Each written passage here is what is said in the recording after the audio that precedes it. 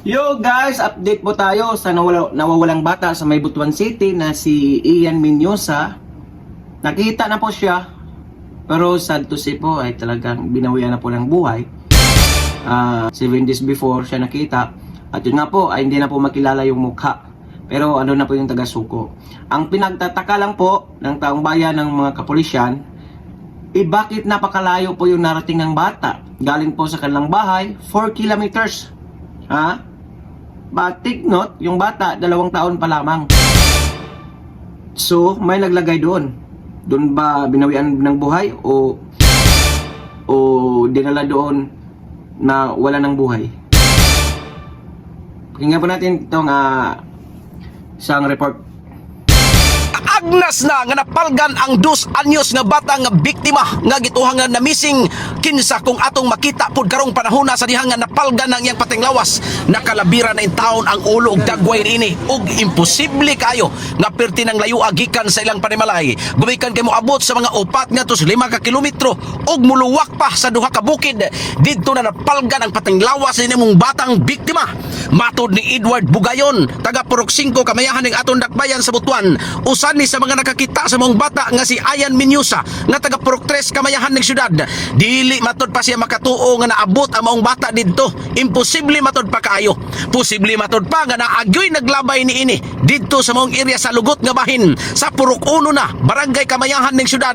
Bukiran ning dapit sa may sapa-sapa, posibleng gilabay ang maong bata. Sumala pa, bisan ang lugot nga naay sapa-sapa, dili makalumos sa mong bata kay taga Kiting ramatod pa ang tubig ni ini. Ug karon pagyud mga bandang alas 11 sa udto, nakita sa mga residente ang bata nga 7 na kaadlaw nawala. Ato pang gipaabot ang paghatod diri sa sentro sa patayng lawas sa maong nga biktima kay lisod matod pa kaayo maabot ang maong bata didto sa iyang namutangan kay mutabok pa og daw ka bukid ug wala nagyoy signal didtong dapita. Layo ay layo. Mga pila ka kilometers yung bara. Di man ta kabalo mo estimate ani unsa ka layo lagi. Basta layo gyud ang iyang kuan. Gikan sa balay nila. Oo, layo. Kay ilang balay dito man. Nya bukid pa man bukid nya diri. Pagikan po diri, bukid gyapon pero naana ba? Lugot. Oo, nasa sa sapa-sapa gibutang. Nasa sapa-sapa na siya nabot. Oo. So mga 2 ka bukid. Ana gyud 2 ka bukid na siya. Unsa may paminaw niyo naabot gyud ang bata itong baktas o Wala ay. Di imposible kayo maabot ditong bata nga. Kung Ayun, wala ka gibutang dito. So, meaning murag na nagbutang dito. Oo, kana gyud. Suspect na nagbutang na dito. Gilabay yung tuyo gyud. Oo, gilabay na na. Kay katong sapa-sapa di pod makalumos. Ay, say makalumos nga tubig. Daghan pa na nga tubig ko, nga nga sapa. Mabaw kayo. Oo, pero sige siya kagas. Pero dili ingon nga laom nga tubig. Dili pud ingon nga mabaw. Gatubod na siya ba minsan? So sa inyong duda naagyoy naglabay aning bata dito. Oo, imposible po kayo nga duha ka tuig maabot siya dito nga lihit na kayo. Di ba mo silingan ani sir? Silingan mi sa barangay pero sa Purok dili mi.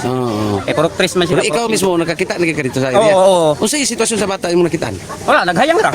Unsa naman niyang naong? Unsa naman? Wala na may naong kuan na lang kanang Kalabira? Kalabira na. Kalabira. Yang tail kompleto pa. Kumpleto, TL kamot, naka-pampers, ang kolor mo'y nawa na ang naong. Kibalik, kalabira na ba siya? Makita mo sa picture na? Kalabira na lang.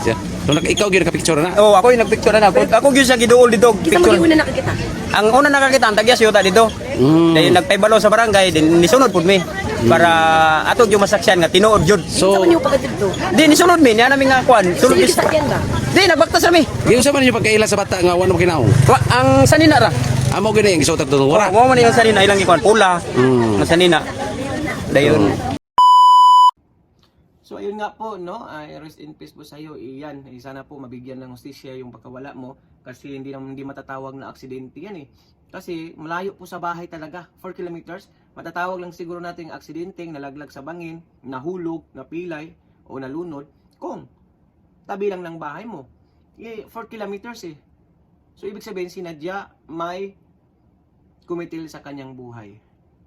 At isa pang titignan dito ng hipi, yung inconsistent na sagot ng ina ng bata ni mama ni Ian, tapos paiba-iba yung testimony ng nanay. At isa pang tinitingnan dito is, di ba, nakapanood kayo ng nakaraang vlog natin kahapon na ayaw makipag-cooperate ng nanay. At isa pa rito nakikita nila na sinabi ni nanay na siya lang daw ang makaresolve o mag-solve ng kaniyang problema. O isa din niyang titignan. At isa pang titignan dito dahil daw di umano itong si nanay ay lasinggira. Nga, isa din po yan. Lahat po na posibleng titignan siya sa atin ng ating mga kapulisyan. Kaya, hindi po ito aksidente ha. No. Yung accident na tsure, walain na po na yung accident na tsure dahil malayo po. Talaga pong sinadya ito. O hindi po ito aksidente, ito po ay sinadya dahil umabot po ito ng 4 kilometers. Yung bata, hirap pa maglakad yun. Paangat, pabundok. Hihingal nga yung mga umakyat doon eh. Yung tsure natin, yung tsure ng iba na aksidente, hindi. I-X na po yung tsure na yun, aksidente. Ito ay sinadya po at mayroon pong mananagot dito. At antayin po natin yung resulta ng SOCO, Scene of the Crime Operative. Ayan. Okay, komento po ng inyong mga opinion o reaction sa comment section ng ating video. Please follow, like, and share, and subscribe. God bless all. Peace. Bye-bye. Yan po yung lahat.